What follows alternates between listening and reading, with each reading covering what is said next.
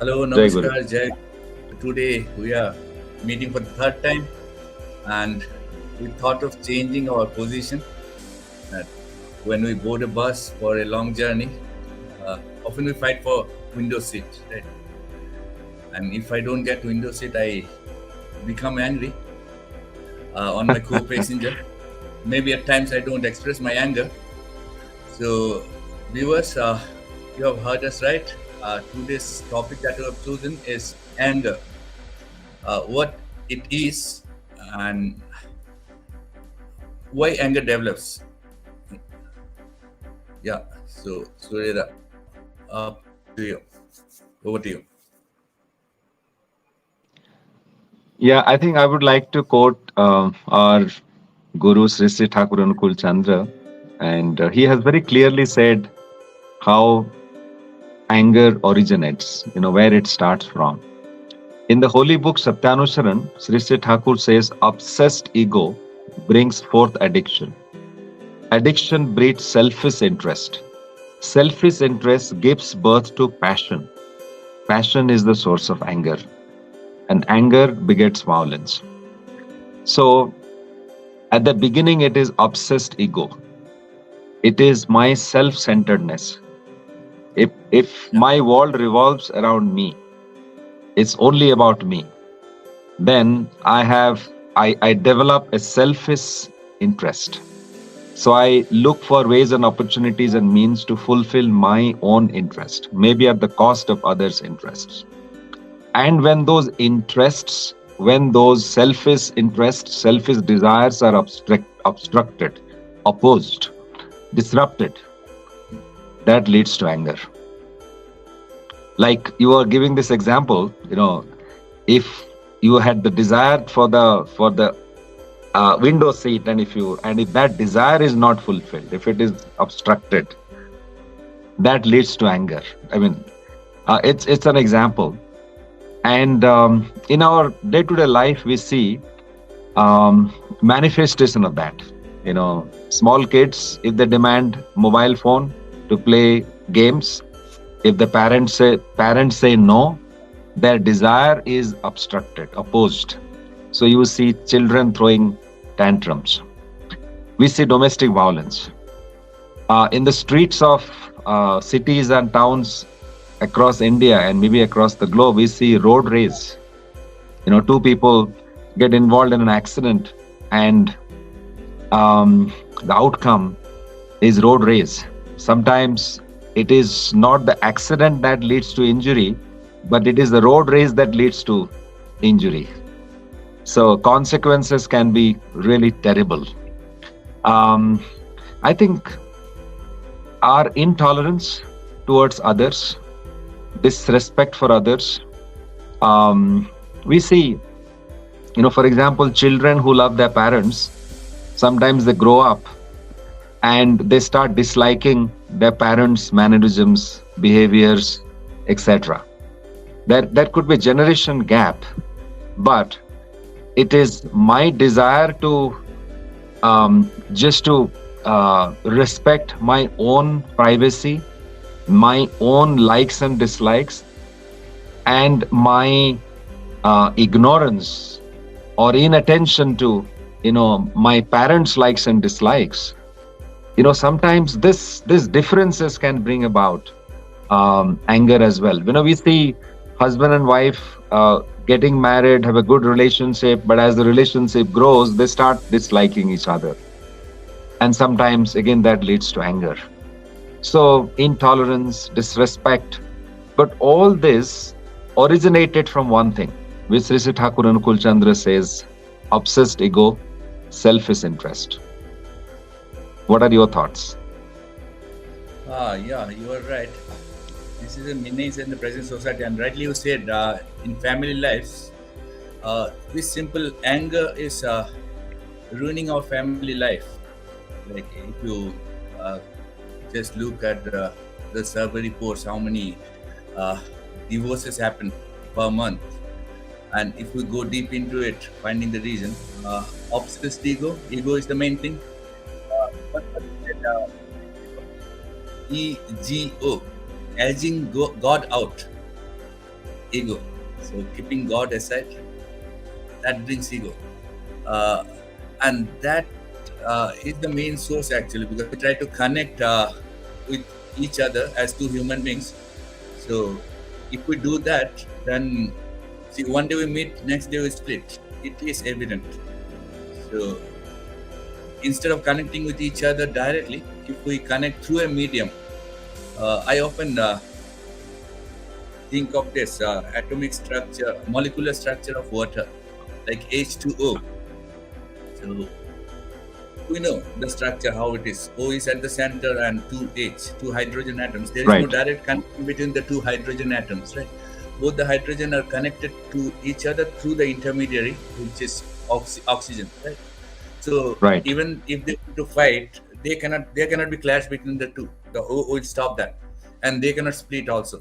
So they will be together. So they will live and grow together. So one bigger source is needed in life, and as you mentioned about Thakur, what Sisi Thakur said about passion, the word passion is used, but when he said passion, he meant one particular passion, because passion has a positive connotation also. We often motivate youngsters by saying that you need to have show passion in your work, you should be passionate. There we are using the word term passion in positive sense. So there, Thakur, Sisi Thakur, what he meant by passion is at another place he has said, thwarted lust brings anger. And lust, viewers, we understand what is lust. It is it comes in the disguise of love, but it is physical attraction, infatuation, whatever you may call. So if I am that way attracted towards someone and I get opposition from that, that brings anger in me. And somebody had said very nicely that the uh, anger is like gasoline. Anger is like gasoline. If you spray it around and somebody lights a match, you have got an inferno. But if Right. you can put our anger inside an engine, it can drive us forward. And basically, this is what we see in science also, steam engine. So steam engine runs because of the immense heat inside. But why it runs as an engine? Because the way the heat is used, right? The way heat is channelized. So that way, if you look at anger, anger per se is not bad. It is part and parcel of our life. So it is up to us. We need to have the skill, the knowledge, essential knowledge, how to channelize the anger. Yeah, Surya, over to you. I like the two examples that you shared, especially the gasoline example. That's really apt. And I completely agree with that. I personally believe, and Sri Thakur also has said this, um, anger, can anger be eliminated? It cannot be. Um, it's like, um, you know, any passion for that matter, as you rightly said, if it is channelized in the right way, it can actually be existential. So, Yes. passion, if it is fulfilling the interests of existence, it is desirable. But when it is against existence, we should really know how to deal with it or how to keep it in control. I can think of an example. Srishti Thakur, in his youth, was practicing medicine as a physicist or as a doctor, as a physician or as a doctor. He used to treat many patients.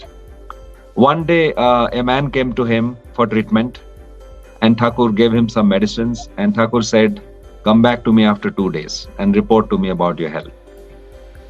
And the man went back and never came back. Or rather, he came back after many, many days.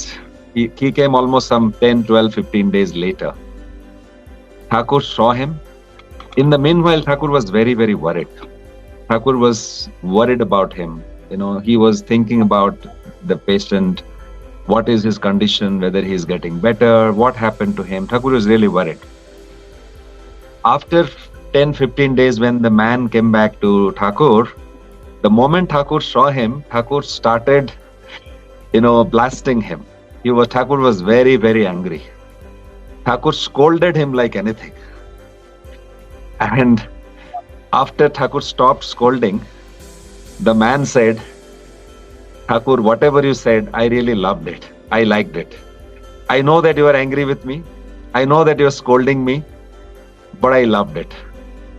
Because in your anger, I could see love for me. I could see concern for me. I could see your care for me. So, behind Thakur's anger, there was care, there was love.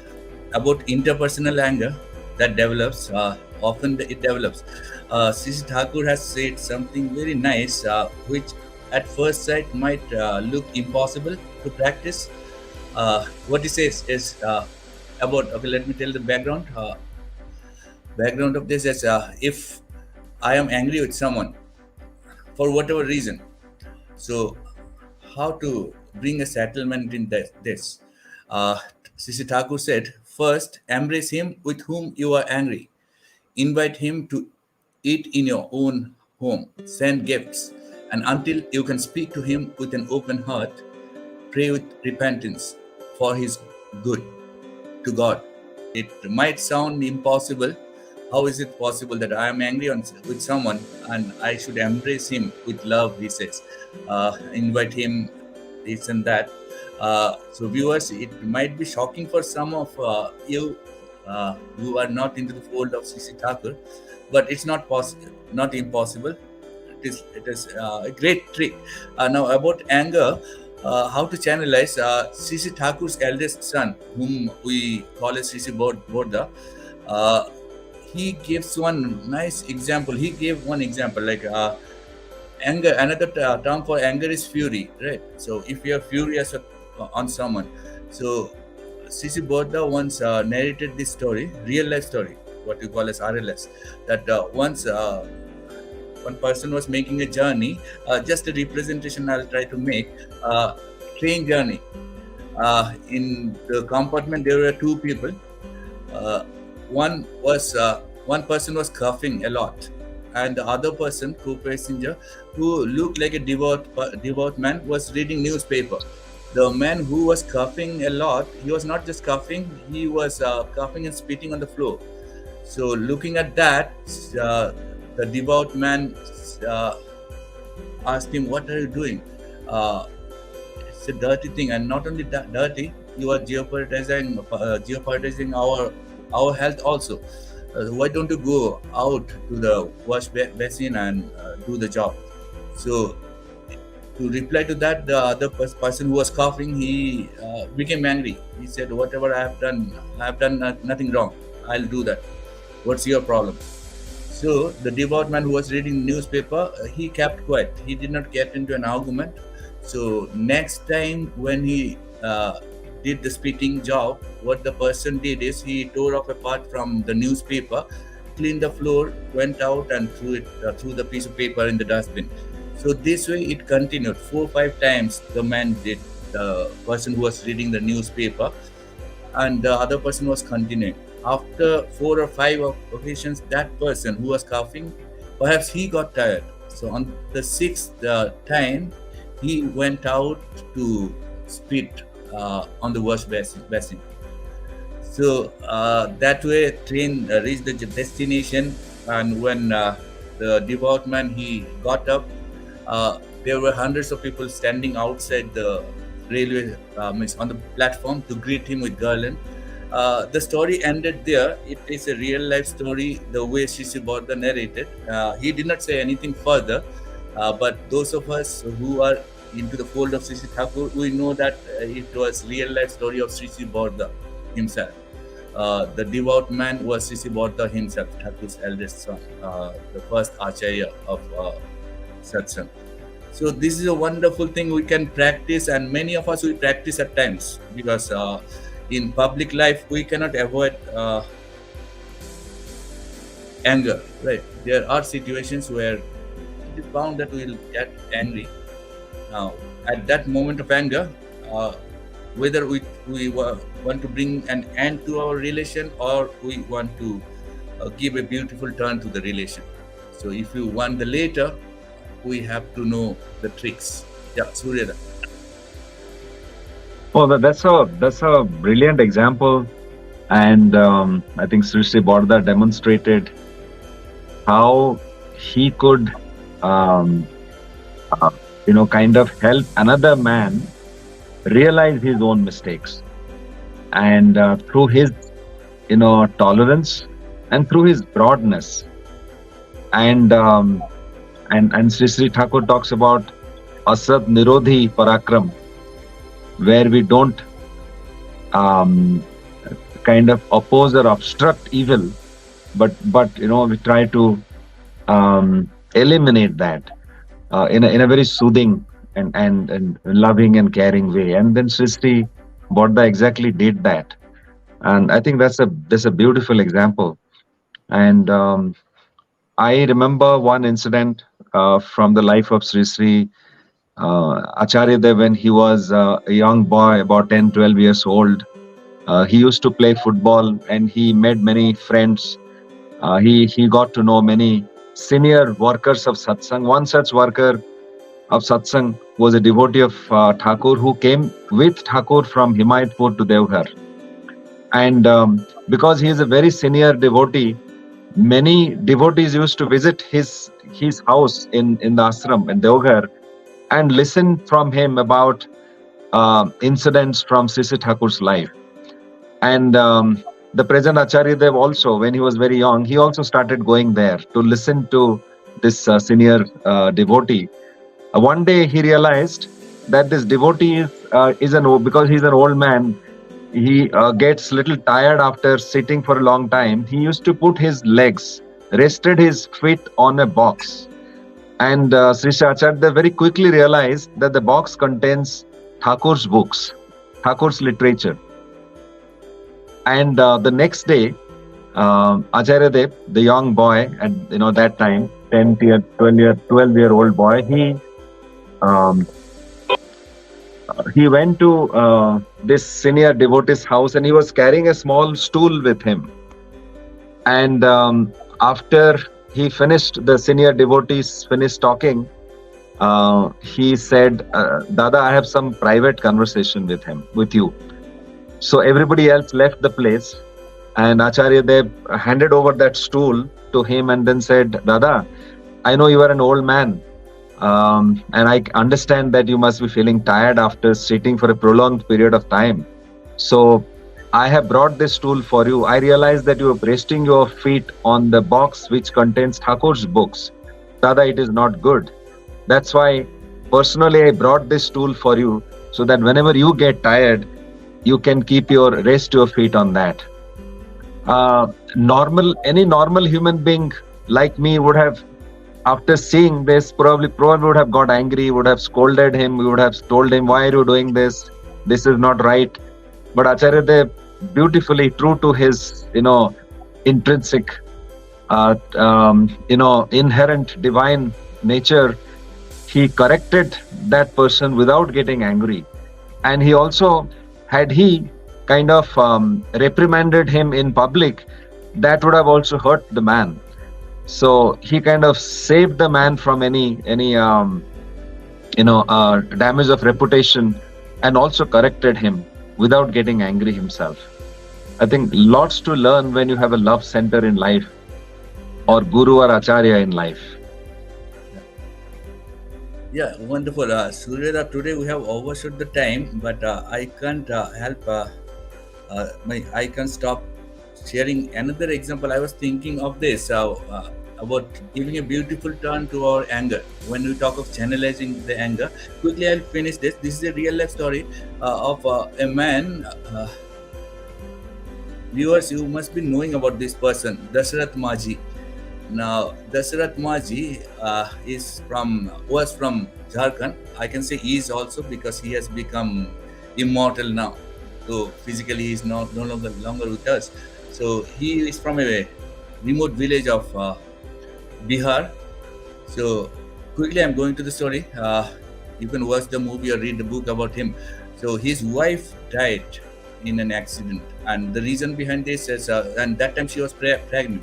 So while going taking her to hospital, uh, she fell down from the edge of the cliff, and she died. And that time, from where they stayed, the village named Gallo to the nearest hospital, it was around 55 kilometers. So this man, he loved his wife so much, and his all his anger went onto the mountain, and he decided to break the mountain and carve a path through the mountain first. And he relentlessly worked for 22 years. And after working for 22 years, he earned many bad names as crazy, mad, but he did not stop because of sheer love for his wife.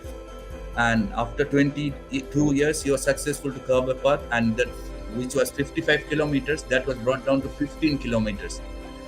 So this is a beautiful example where he channelized his anger, and by doing that, he not only he became immortal, but now so many people are served because of this.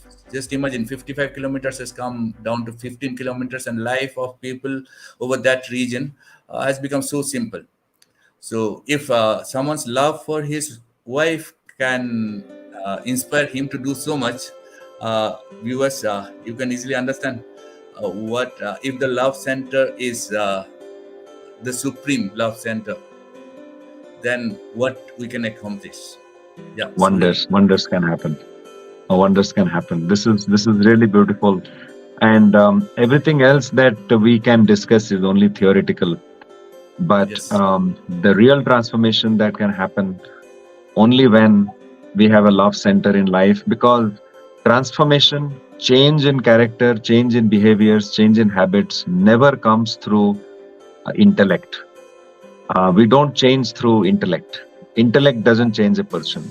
It is love, admiration, and service for someone who is supreme that can transform a person. Yeah, and just to wind up what Sisi Thakur said time and again, that logic doesn't work everywhere.